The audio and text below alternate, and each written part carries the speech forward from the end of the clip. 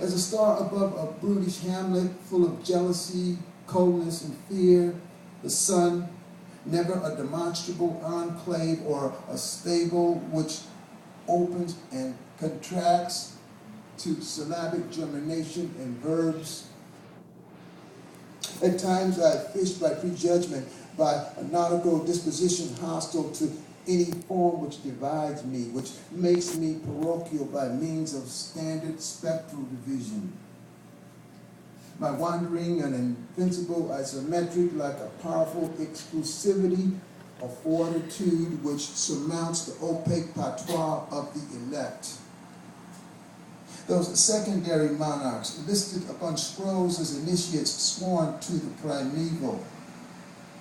For me, a cold, irrelevant posture, an illusionistic rectitude which can no longer be part of spontaneous living engagement. I cannot see myself as he who exists, who carries ranges in his fingers, which erupts upon second seeing into a dismal and unfructifying grace. Perhaps a synapse, a bribery, a fall into the whispers stunned with the anti-oracular. If I voyage on Uranus, if I gave to myself the powers of a runic musical pole, I will explore remnants which select from themselves secrecies, unconceived diameters, with language which utterly de-exists, degree by electrical degree, subverting customs which will never approach the magnetic realm of the half-line. I am gazing through myself for non-local starlight, for riddles, for galaxies, alien and supersessional with zodiacs. And so I never dwell on options, on paralytic reprieves within a motion rendered by a mind enslaved to theoretical connivance.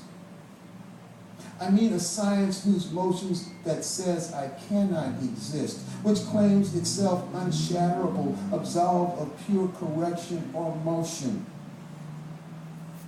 As to masters, I have none.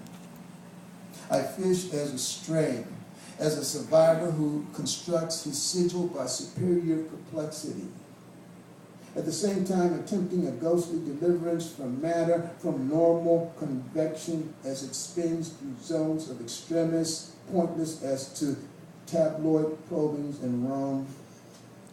I am stray, wandering in the Indian water mass, slaying Hadriphidae by spells, an ocean condensed by refusal of aromatic juvenilia, which has never existed by love of war or dark Eudoxian gatherings, but as flight, as floating chimerical compost like a navigator's puzzle, inscripted on certain methane tablets in Kemet.